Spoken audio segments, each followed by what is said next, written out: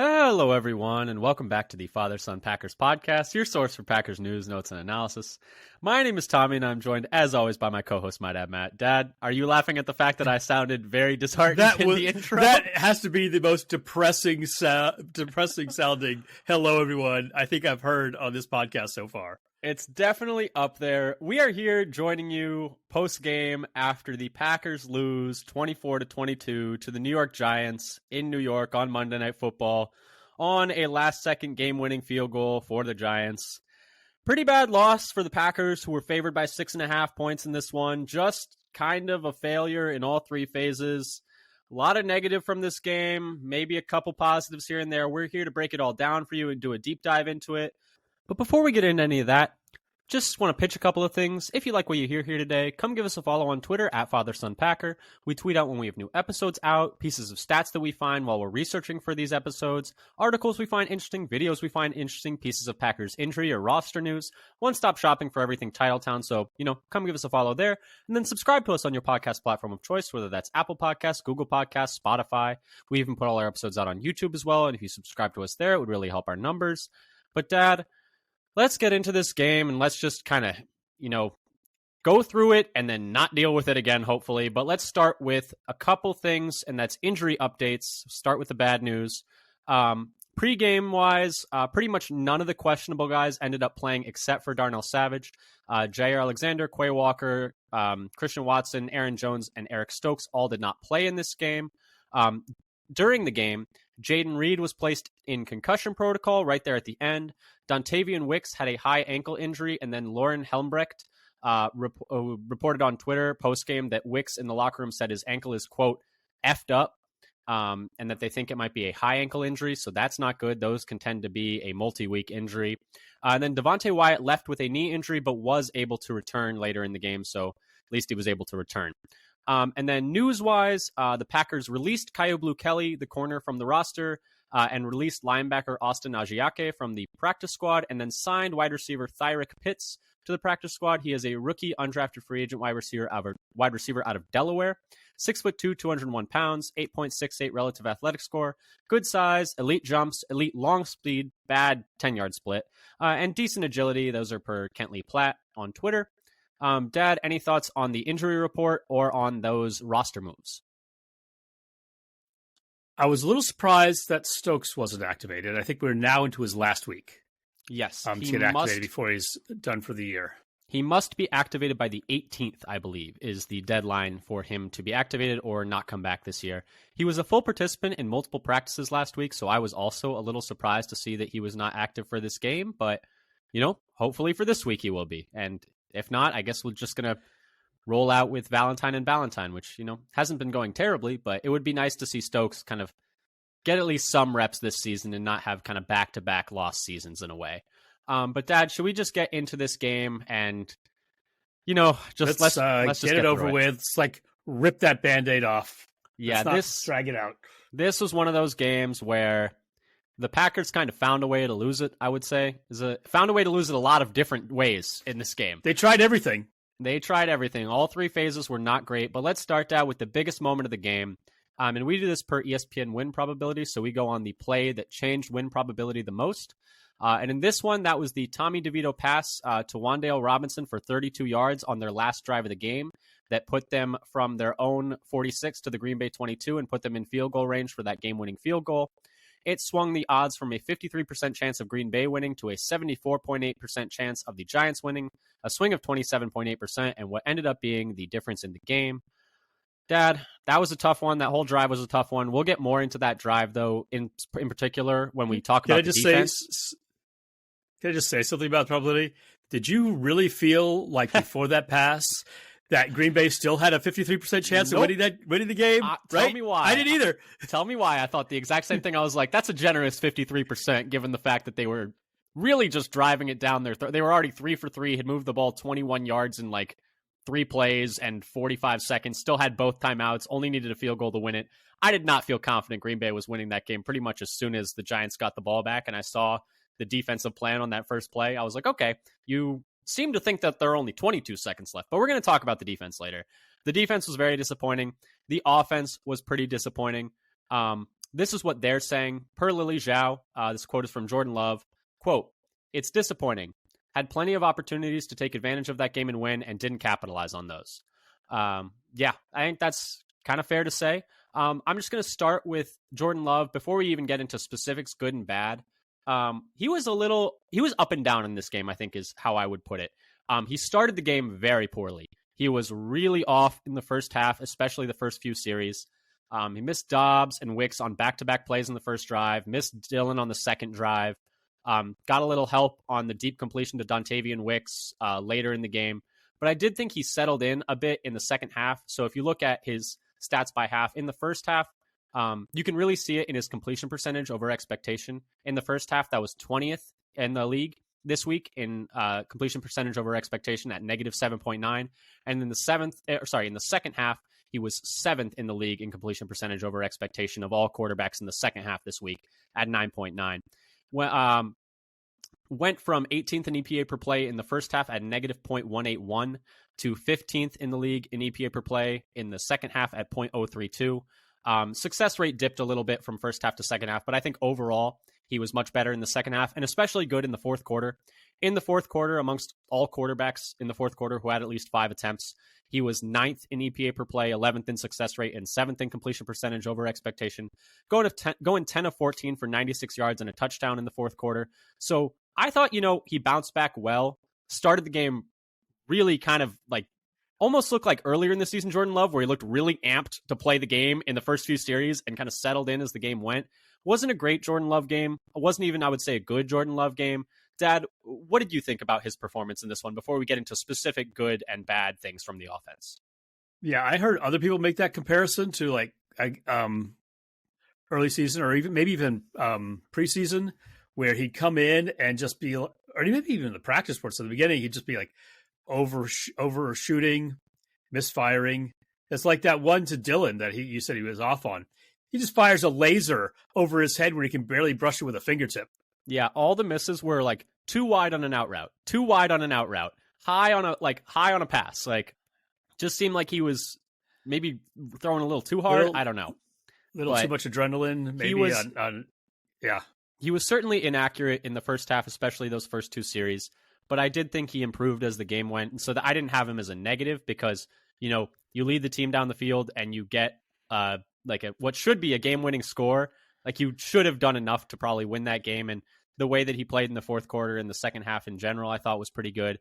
Did have that fumble that was pretty rough, and did have that pick that was like, what are we doing here? I can't imagine what he saw in that play. The only thing I can guess is either he never saw that safety, or he thought that they were going to get a penalty on what was probably illegal contact, but at the same time, you can't just throw it up. But yeah, Dad, anything else on Jordan Love's performance, or should we go into specific good and bad for the offense as a whole? Because I didn't know I didn't have a place to put him because, first half was pretty bad. Second half was better, did enough for them to win the game, but I wouldn't say a good Jordan Love performance on the whole. Yeah, I think you covered it. It was more that I thought we definitely want to mention how he was inaccurate early in the game. And I think you've kind of covered it where, and that he got better and led the drives to get a lead late. But anyway, let's go on to our, more specific good and bad things. Yeah. And just for reference, for the week as a whole, he ended up right about in the middle. He was 20th in EPA, or he was 16th in EPA plus completion percentage over expectation composite, where they're kind of combining your EPA per play with your completion percentage over expectation to essentially get to one value. And that's what RBSDM considers as like their single, like standalone metric. So kind of middle of the day, but just a bit of a volatile game. Dad, let's start with the good things, I guess, and end with the bad things. I did not have a lot of good things on any of the 3 phases in this game. The only positives I really had were Tucker Kraft, who played every single snap on offense per PFF.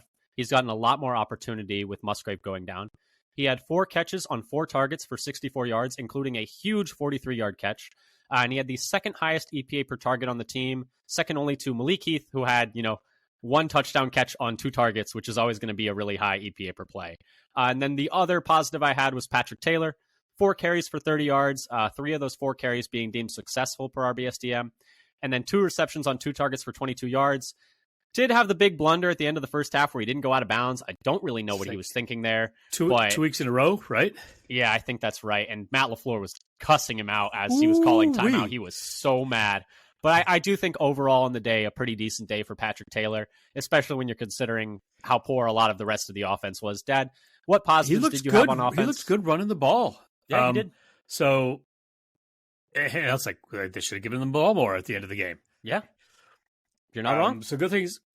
So in addition to his receiving, Kraft also did well blocking. He had a above average grade by PFF in both run blocking and pass blocking.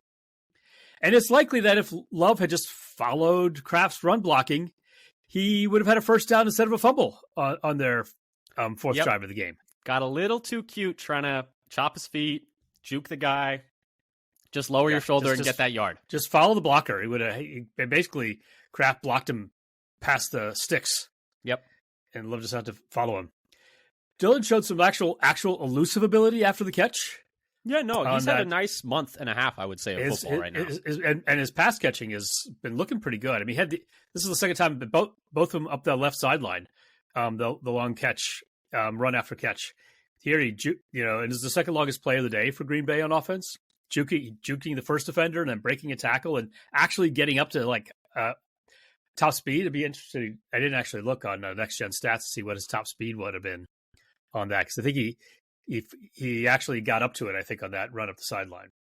And then Green Bay had and Green Bay receivers had no drops on the day and caught 4 out of 7 contested catches, which I disagree with that no drops. I was per PFF, right, who had that down. Yes. PFF had them as no drops. I count the 7-yard out to Dobbs on the third drive of the game.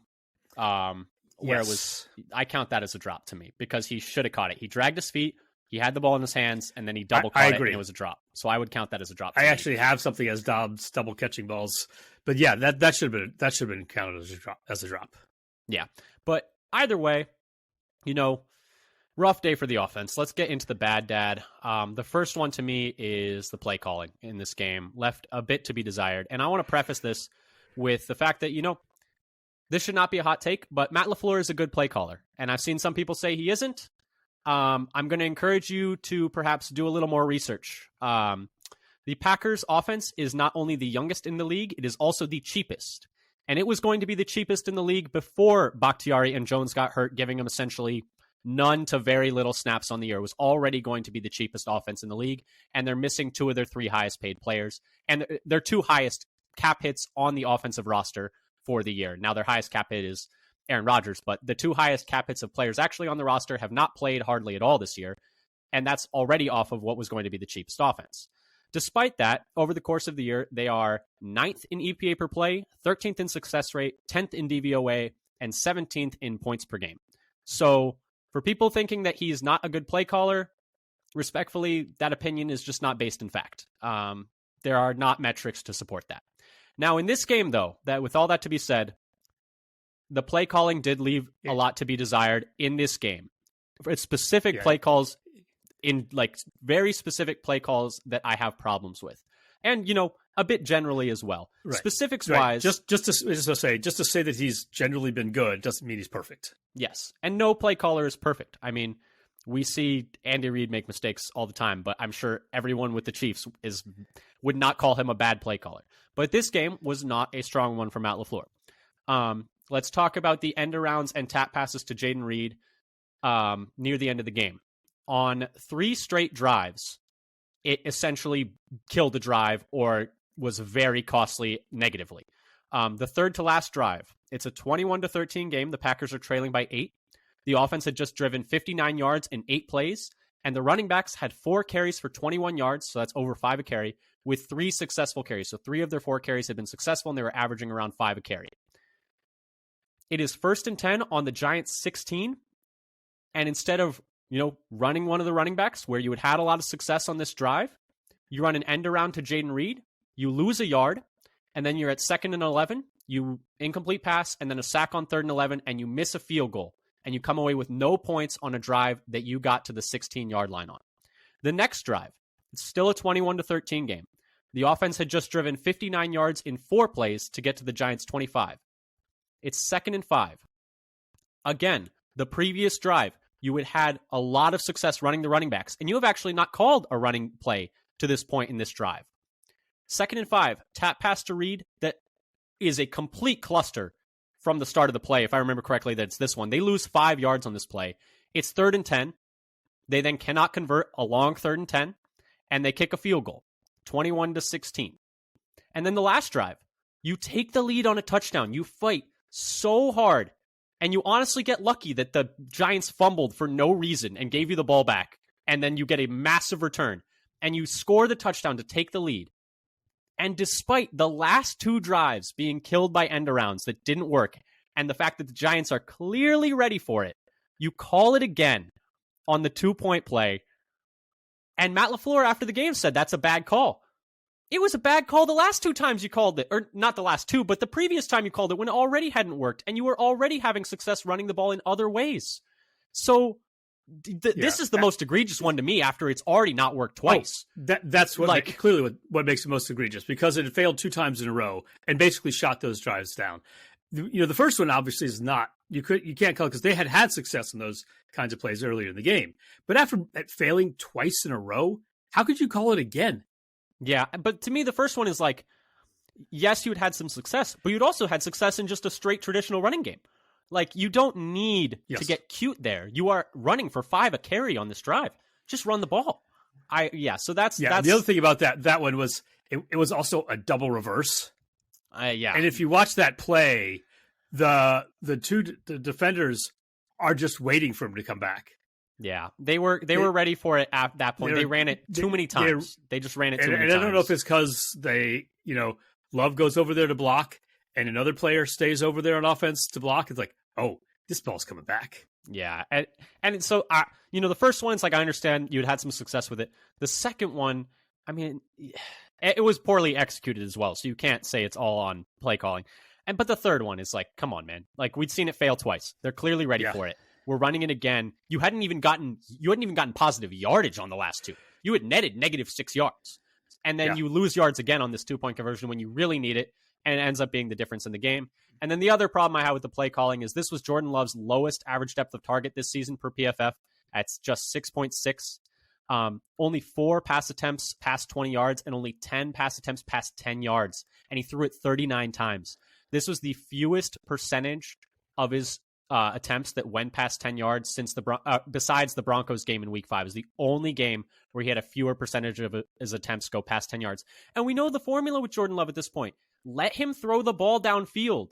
And I understand you're getting pressured. Like the Giants are sending pressure. And I think I read through, they announced on the broadcast, I believe it was like, I think halfway through the game, they had sent a pressure on 56%, like sent an extra guy on 56% of snaps. But it's not conducive to Jordan Love's success to have him just, small check. He's got to be allowed to throw the ball downfield. And you could argue, that average depth of target is low because he's doing a lot of these tap passes, which have, depth of target of 0. But that's why I included the fact that they just never had him throw past 10 yards either. So it's not just the tap passes lowering that average. They didn't have him throw down the field much at all. Only the Broncos game, they had him throw downfield at a lower rate, or throw past the sticks at a lower rate, we'll say. But yeah, so just poor play calling in this one. Not really setting up the players for success, in my opinion. The other negatives I had, anything you wanted to add, Dad, or should I just go through my other negatives and throw it over to you? What do you have anything to say about the play calling? The big part of it was just going to the well too many times on the same play that you already talked about. That was the one that was driving me crazy on offense. And then, they had times where they just abandoned the regular running play too quickly. And they were having success. Taylor was really doing well on was that the third to last drive? The third to last drive. Taylor's doing well. The third to last drive, they ran 4 times. They were averaging 5 yards a carry. They had a success rate of 70. Like 3 of the 4 runs were successful, and the one that wasn't was a 2nd and 10 run that ran for 5 yards. So it was then 3rd and 5. They didn't quite get 60%, but still a decent run. And then the second to last drive, they didn't run it one time, and instead, built out the running game by like doing tap passes, which weren't working. Mm. So just abandoning the run when it was working. It was working is like that. That's the frustrating part. I think that's the thing is that and using end arounds and tap passes as an extension of the run game had worked for them at times in this game, but it opens you up to these negative plays, whereas, these traditional runs, you'd been having so much success with, and they're less risky. I don't know. That's just my opinion. But yeah, it was frustrating in this game because they were running the ball well in that third to last drive and then didn't really run it again. Yeah. And then, I only had a few things put in there, but I talked about already about Dobbs double catching ball. Basically, I've had double catching balls again. And there's at least two. One over the middle of the field that was complete, and then the one that was on the sideline that ended up being incomplete. And I feel like this one probably had earlier in the year, and now it's resurfaced. Yeah, no, yeah, even one of the bigger plays he made was a double catch. So yeah, it's not super ideal. And then they had interior offensive line not living up. So PFF had Myers and Jenkins both with giving up 5 pressures, and both had bad overall pass blocking grades. And I think they didn't have Runyon with the pressure. Right? Maybe they assigned that one to Myers instead of Runyon when they took the sack to put him back on the field goal attempt where both, I think it's Walker. I thought it was Walker and Runyon who got beat. Walker got 2 guys in. Walker got thrown with one arm on one play. You see him go flying. He got the Reggie White, Chris Carter treatment. He went flying. The offensive line was not great in this game. They weren't as bad as I thought they were going to be by the numbers, in terms of pressures given up and pressure rate. The Packers have given up at least, I believe, 13 pressures in each of their last 5 games, which is not great on its surface. And I was like, man, and I think Jordan Love is the 6th most number of pressures in that time frame. But I did go and look. It's mostly just because he has an insane number of dropbacks in that span. If you actually look at the pressures per dropback over that span, he's more down near 23rd. So I'm it looks bad when you look at the total pressure numbers he's taking. When you're just the counting numbers. But just a lot of dropbacks for Jordan Love is a big reason for that.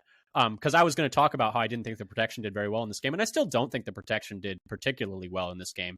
But I think the remembering the pressures and then not remembering the the plays where there wasn't pressure.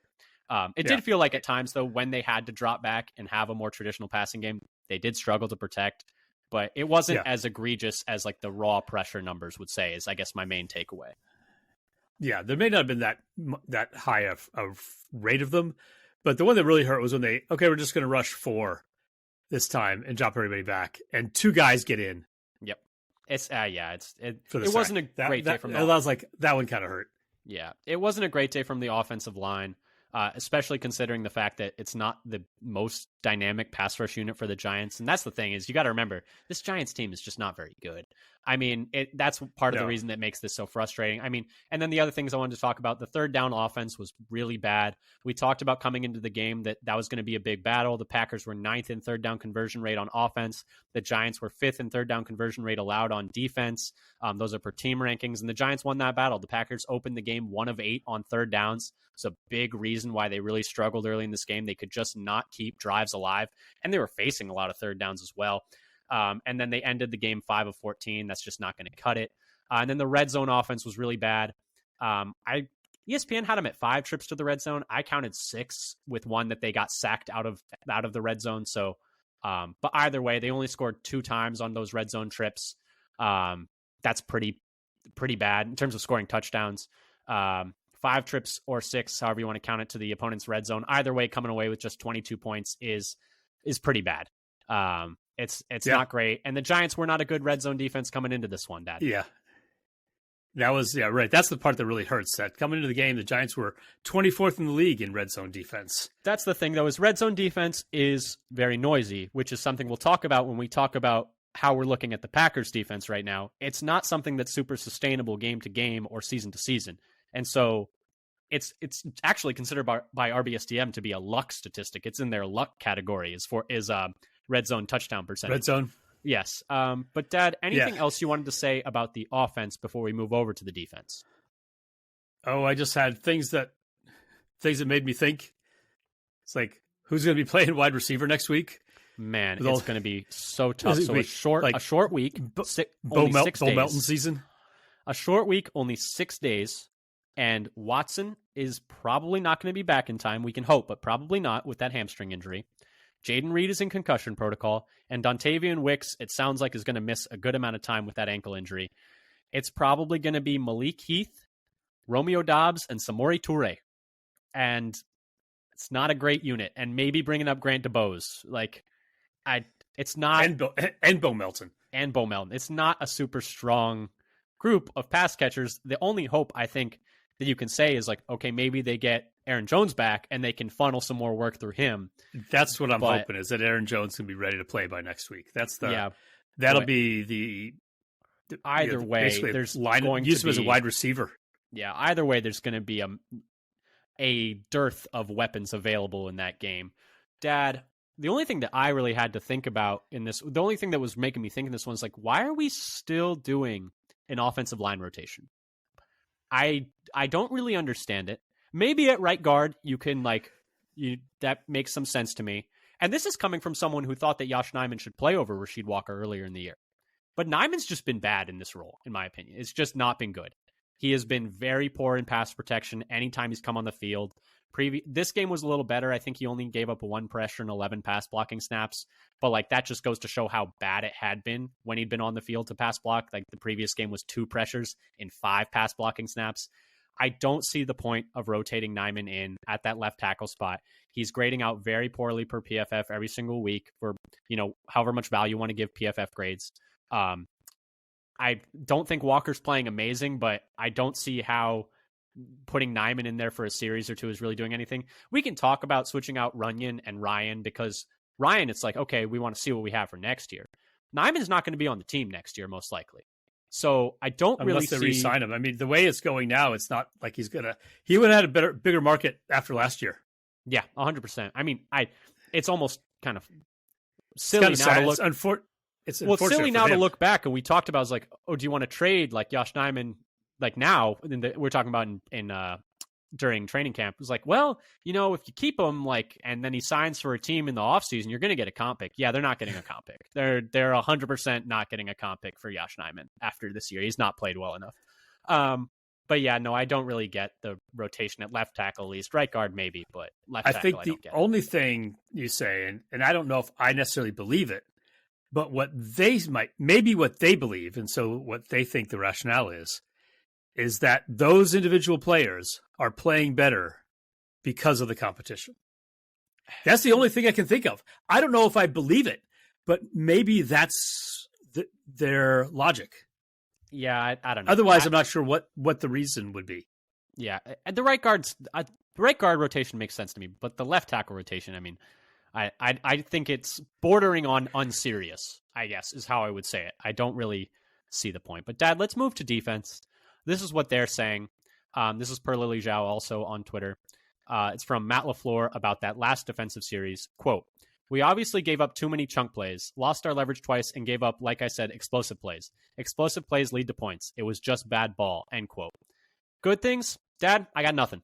I got nothing for this defense. There was nothing good today. There was nothing positive. It was awful. It was terrible. Consider the fact that they're playing the Giants. It's just, as Matt LaFleur said, it was just bad ball, but I'm extrapolating to the entirety of the defensive performance in this one because it was bad. Not just last. I mean, let me rant a little bit. We got guys missing tackles. We got Devondre Campbell overrunning what could have been an easy interception and just letting the guy catch it. We've got penalties. We've got just guys missing, not closing on sacks. We've got just mistake after mistake. We've got bad play calls. We've got prevent defense with 1:22 left and 2 timeouts, and all they need is a field goal. Oh my goodness, I can't wait to talk about that when we get to the negatives. I'm gonna blow my top. But Dad, give us some positives, and then I'm just gonna rant. I scrounged for some little positives here. So I really thought the defense came together, did a good job on that 4th down stop to get the ball back after the Love fumble. Yep. And actually give them a chance to kind of put us, after that, I felt like, okay, now's a chance to put a stamp on this game and get it under control. And then they turned it over again.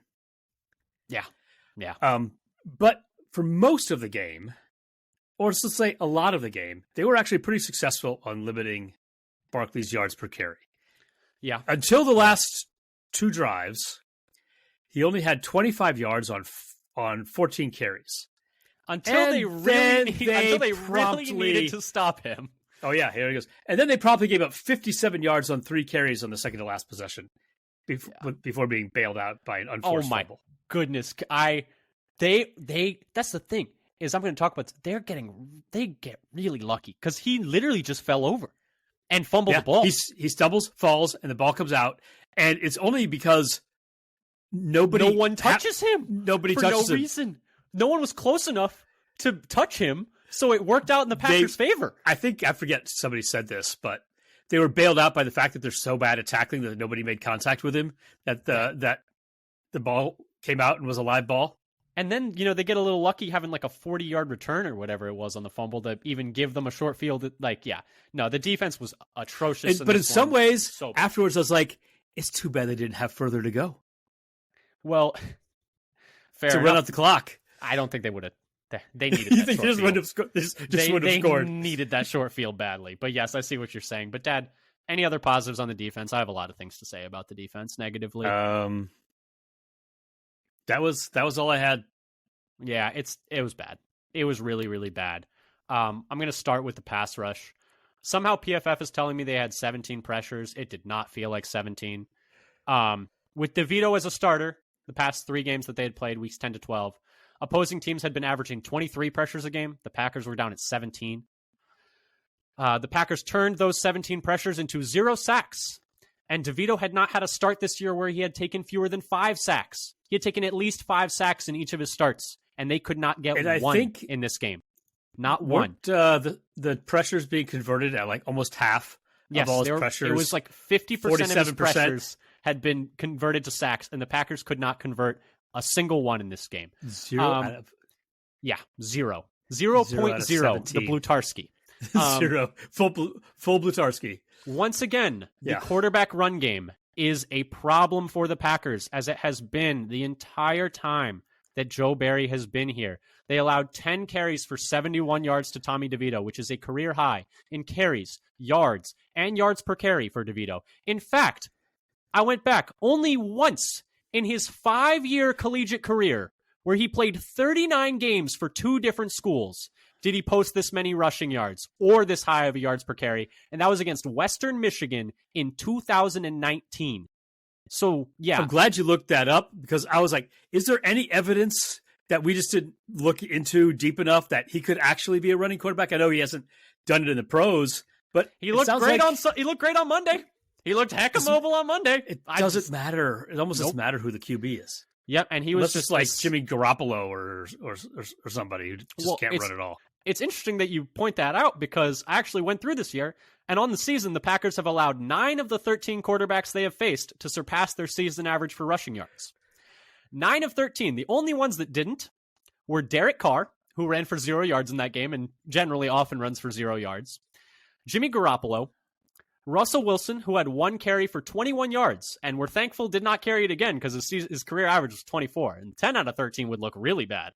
And then the other was Patrick Mahomes, who had 26 rushing yards and averages 26.1. So check back in a week, and we might be up to 10 of 13. Just need to have that average drop down a little bit, and then we're there. Right. But yes, just horrendous coverage of the quarterback run. Terrible rush lane integrity. I mean, they ran a few designed runs, and also the designed runs were stupid open. I mean, he was running with tons of space. The big run he had where he broke Darnell Savage's ankles, oh my goodness, he had tons of space to run. But even when it wasn't a designed run, he was just escaping through the A-gap. Everyone's screaming upfield. There's no one in the A-gap. It's stupid open, and he just runs for 8 yards every single time. And we did it every time. And I think it wasn't just – I think the other thing that made it worse was often – like one of the linebackers was in that scrum running upfield. So I think McDuffie and Campbell both committed the same mistake. And on the last drive of the game, Barry did have a slight adjustment where he did have McDuffie as a quarterback spy on DeVito, but the rest of the defense was just so poorly called that I don't care. So I guess that's how I'm going to put it. Really, really bad. Really, really, really bad. Speaking of that last drive, Joe Barry, they have a minute and 22 seconds and 2 timeouts. You cannot call prevent if they only need a field goal. DeVito on that drive, 4 straight pass plays, 4 straight completions for 53 yards. And let me tell you something.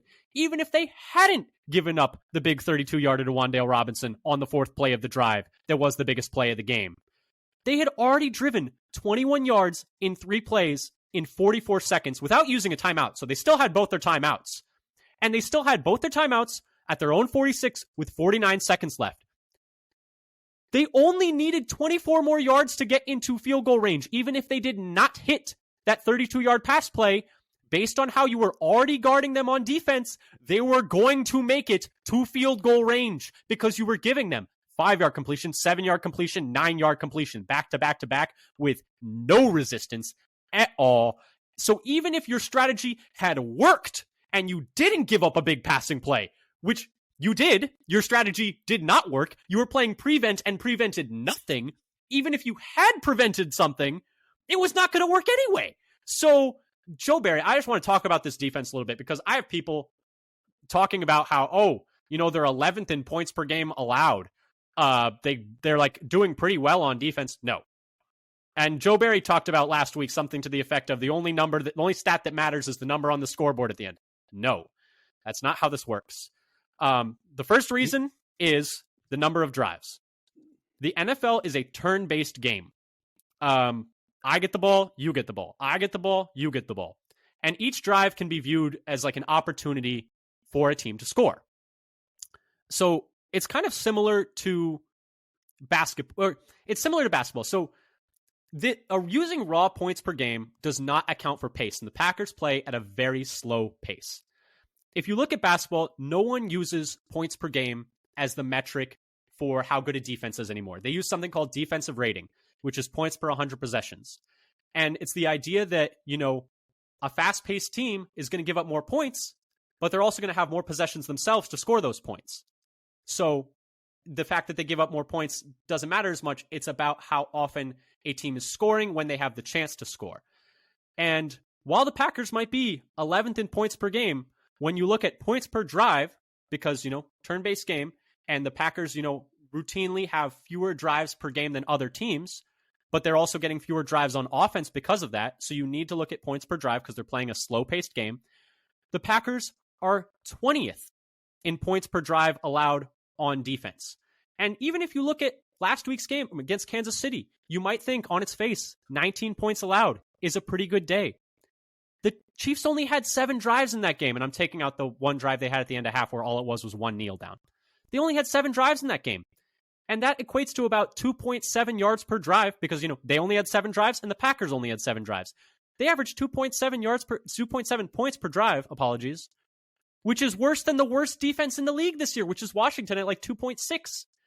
So you can't tell me that just because the Packers are giving up like this number of points or they haven't given up 25 points in this many games, they're playing a very slow-paced game. Their offense is not getting that many drives either. I don't want to hear this raw points per game number thrown around as some kind of boon or merit for the Packers defense. It's because they're playing slow. It's the equivalent of if they held the ball for 35 seconds every single time in basketball and then gave the ball back.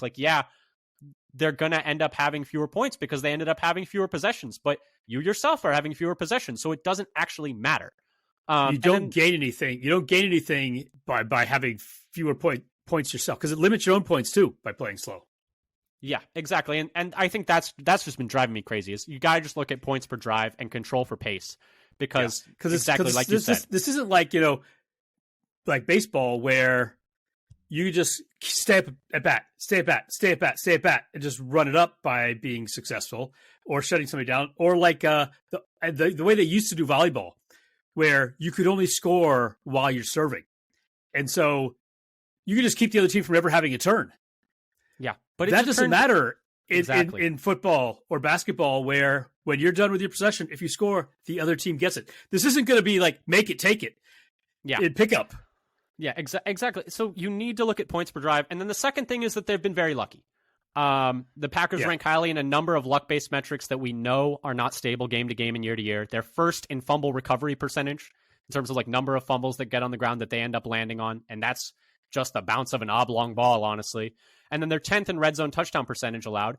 And we just saw against the Giants how relying on getting stops in the red zone is not a functional way to play defense. The Giants went 3 of 3 getting touchdowns on every trip to the red zone that they had, except for the last one where they were essentially rushing it out to get a field goal to win the game. The Giants coming in were not a very good red zone scoring team. 31st in touchdown percentage on scoring drives coming into this game and scoring touchdowns in the red zone coming into this game. These things are noisy. And right now the Packers are surviving off of essentially just holding teams to field goals in the red zone and getting maybe 1 or 2 stops a game. And it looks good on the scoreboard because opponents are having about like 8 drives a game. But it's just not, you're relying on the offense to go score almost every single time at that point. And it looks good on the scoreboard, but you're playing slow pace. And I'm just so sick and tired of this defense just getting walked down the field routinely. I mean, this to me, I got major flashbacks to the Broncos game where it's like, oh, like offense didn't play well most of the game, but they came down and scored to get the lead and you give up a field goal. And even the Saints game, the Packers fight so hard to get the lead at the end of the game. You just got to get a stop. Nope, you let him into field goal range. And honestly, you get lucky that a rookie kicker misses like a 38-yarder. So it's not like this is the only time this has happened. It'd be one thing if this happened once. This is the 3rd time that you've just let a team walk the ball into field goal range at the end of a game and just kind of left it up to chance of like, will he make a 40-yarder? Usually, yes, they will make a 40-yarder. So, I mean, sorry, Dad, I took a lot of time there, but man, this defense is just pissing me off. And it's hard because I do think, I just want to say one thing is that Joe Barry's done an okay job this year in terms of like, when you think about the fact that the secondary is not a lot of talent, he's had a lot of injuries, but these are things that just cannot continue to happen. And I think he's done a good job in comparison to my expectations for how he would do. But you look at teams like the Vikings. Their defense isn't more talented than the Packers, but they're getting every single last ounce of juice out of the squeeze there. They are doing more with less, and the Packers do not do more with less. That's all I have to say about Joe Barry. He's going to end up being back next year, but it's not going to be good. So I don't know what else to say. Yeah. So I could add a little bit, but some of what I had is actually similar and ties into what you did. Like the rate neutral stats tell a different story. And so what the story is, right now they are 20th in the league in points given up per drive and 24th in the league in yards given up per drive on defense per FTN Fantasy. Against the Giants in this game, they gave up 2.2 points per drive. And that was including the first half 1-play kneel down as a possession. So that's giving them 11 possessions instead of 10. And that 2.2 would be 28th in the league, even giving them a 1-play kneel down possession. To the Giants. And to the Giants. Right, to the Giants.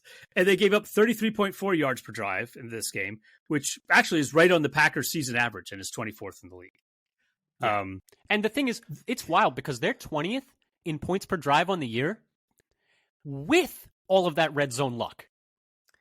So, And so I just said, like, the same thing about the red zone. Yeah, they gave up touchdowns on 3 of 4, but, you know, it was really 3 of 3 on the drives that the Giants were actually trying to score a touchdown. Yeah. So it's like 100%. Exactly. And that's why I said 3 of 3, because, like, the last one's like, oh, we stopped them from scoring a touchdown as time was expiring. We held them to a game-winning field goal. We did it. Here's terrible. What in the world are they doing? The Giants, that is, running the ball on those plays. Gain 4, lose 4, gain 4. They should just kneeled. Yeah, but then the kicker misses a whatever, and you're like, you really lost yards there. You were afraid of fumbling. I don't know. I see it both ways. I think you're opening yourself to criticism either way, in my opinion. But the other thing I was going to say is, what does this defense do? The defense doesn't force turnovers, doesn't hold you to a low yard mark, lets you score the majority of the drives. It seems to me that if they don't get a sack on a drive, the other team's scoring a touchdown. They need sacks to be a viable defense. You left out their total inability to stop an opponent in crunch time. Oh, which, is one of my negatives for this game. They gave up yardage really easily on both of the Giants' last 2 drives in 2 different scenarios. In the first of those, the Giants had the lead and are trying to run out the clock. And they just gashed the Packers' run D for runs of 6 yards, 17 yards, 34 yards. They're running the ball. Barkley inexplicably drops it. They're going to run the ball. And then in the last possession for the Giants, they're going to pass the ball.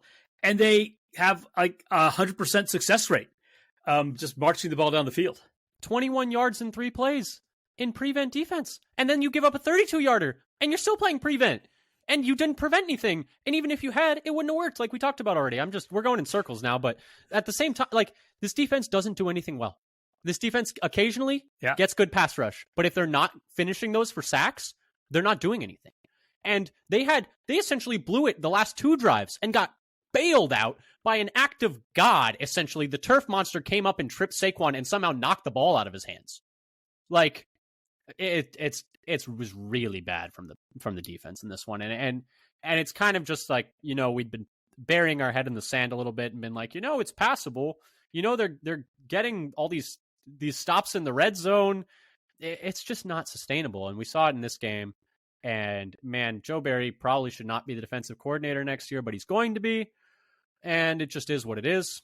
I think, Yeah, somebody tweeted like his DVOA finishes as defensive coordinator for his career. Never higher than 20th, I think.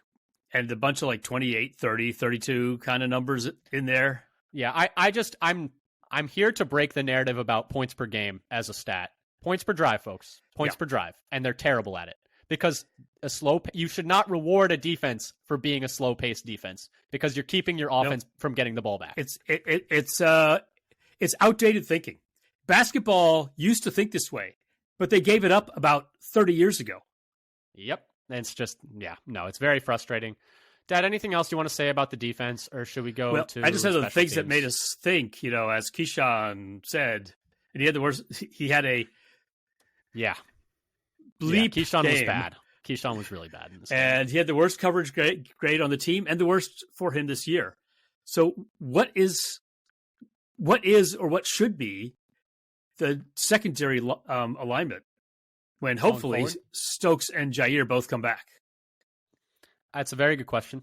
I don't have an answer. I know Andy Herman has floated this before, but his thought was on rundowns, you go Stokes on the outside, Jair on the outside, and Keyshawn on the inside. And then on pass downs, you move Jair in obvious pass downs like 3rd and medium, 3rd and long. You move Jair to the inside, Valentine and Stokes on the outside. Because I don't think you want Jair taking on these physical guys in the run game. Doing all the run play. Exactly. Especially with, how much he's been hurt this year, how much he's been hurt the past, 2-3 years. I just don't think it's tenable. But yeah, no. I don't know what you do. But yeah, Keyshawn had a bad day in this one, and that's not even talking about the muff punt. But Dad, speaking of the muff punt, let's go over to special teams, where, once again, I have beef with Rich Bisaccia. My goodness, I'm trying not to make this an explicit pod, but he got a promotion this offseason for having like the 26th ranked special teams. He got promoted to assistant head coach. And for those of you keeping track at home, the Packers still lead the league in special teams penalties, still are making bonehead mistakes like muffing a punt and then getting up and fumbling it again. And they are still missing kicks they shouldn't be missing, and they're still costing the team games. And all of this when you're putting a lot of emphasis on, signing guys who are special teams guys, putting money into the special teams units, using draft picks on special teamers, and the special teams is terrible. And you're spending a ton of money on it. I just do not understand why it is so hard for Green Bay to have a competent special teams or to have an average special teams. It's so frustrating. It's like the Bermuda Triangle. As a special teams coach, would you want to go to Green Bay? It's like I used to be good until I went to Green Bay. It's the curse of Darren Rizzi. I'm convinced.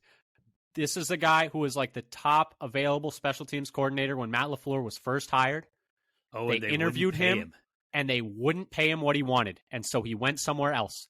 And ever since, they have been down I don't even know how to say it, just an Alice in Wonderland's rabbit hole of special teams F-ups.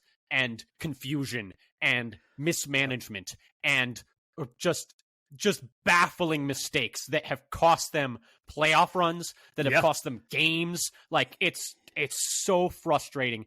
And it was one thing when, they had been kind of, maybe, special teams kind of, redheaded stepchild in terms of, there's offense, there's defense. Oh, and there's special teams.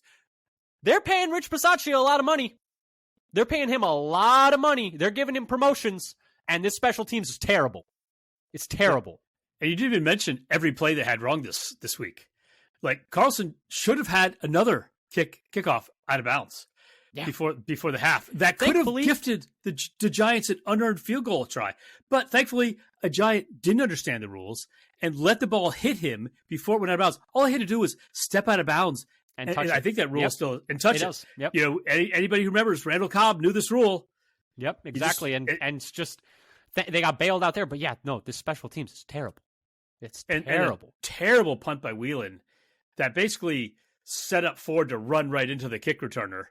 Yeah, it was like 30 yard kick. It's because we had complimented Whelan coming into this game about how he'd been playing well. It can't have too many nice things. But no, Dad. They would comment about how the wind killed the ball in the broadcast. Like, wasn't that windy up there? I don't know. Maybe, but it was still a shank either way. It's just the special teams can do very little right, it seems. I just don't. Barry and Bisaccia, I don't see how you can look at the product on the field and say you are getting, say that those two coaches are getting the most out of their players. You see what Matt LaFleur has done for the offense. We already talked about it. Cheapest offense, youngest offense, top 12 in most metrics. Barry and Bisaccia, there's actually resources being spent on your units. I understand that the secondary is banged up, but you're doing less with more, guys. You're doing less with more, and it's really bad. I don't see how Matt LaFleur doesn't walk into the meeting rooms every day and just give those guys a sideways look. Man, these effing guys, again, just cannot get it done. I don't know how Matt LaFleur doesn't just go crazy watching the other team march the ball down the field and kick a game-winning field goal over and over again. I don't see how he's not going to fire Joe Barry. I think that much has been made clear. I don't know what it would take, but I just don't think it's going to happen. He's probably not going to fire Rich Bisaccia because apparently results on special teams don't actually matter. It's just bad. It's just very, very, very bad. And I don't know. I don't know what else there is to say about it, Dad. Let's just wrap this thing up. Player of the game, who'd you have? So I went with Tucker Kraft. He's been looking good. He's making plays. He's showing that, that yak ability you want to see in a tight end, and blocking as well. I think he's going to be a good long-term, all-around tight end. It was a good choice. I picked Malik Heath. Should have had the game-winning touchdown and didn't. So but then made a fantastic catch. That's what I'm saying is should have had the game-winning touchdown on that fantastic catch. That should have been a game winner. Not a game-winning touchdown. He should have had the go-ahead touchdown. Yes, also, yes. And then he did have the go-ahead touchdown. But I actually think he had that first one long enough where it should have come. Hey, you know what they say? Ball don't lie. Ball don't lie. Yes, I think right. He was in on the first one, and then it just worked out that he scored on the next one. But yeah, no, I thought that was an excellent play by him to get that thing over the goal line, hold on to it through contact, through the out of bounds line, through hitting the referee. Touchdown, that was fantastic. I love how he's waiting for the referee to get up and gather himself and make the signal, and then he just starts running around like a crazy man, all excited. So dumb. As soon as the referee gets up and makes the signal. Defense let him down. Joe Barry let him down. Should have been an awesome point in his career, and instead it's this. But yeah, this has been the Father Son Packers podcast. Thank you so much for listening. This game sucked. Yeah, nothing real positive to say at the end of this one. If you like what you heard here, come give us a follow on Twitter at FatherSonPacker. We tweet out whenever we have new episodes, stats we find interesting, articles we find interesting, videos we find interesting, piece of Packers news. Come follow us there for everything Titletown related. Come subscribe to us on your podcast platform of choice, whether that's Apple Podcasts, Spotify, Google. We even put all our episodes out on YouTube, and if you subscribe to us there, it would really help our numbers for the algorithm, so please do that. But anyway, this has been the Father Son Packers podcast. We'll catch you for a pregame for the Tampa game coming up. Oh, Dad, you had something you wanted to add? I just want to say, listeners, even though this game was a you-know-what show. The Packers still don't need any help to make the playoffs. I think there is a scenario. They no longer fully control their own destiny. I was looking at the New York Times playoff. Right? I was looking at the New York Times playoff thing. If they win out, they have a 99% chance of making the playoffs. If they win 3 of 4, they have a 95% chance of making the playoffs. So playoffs are still in reach.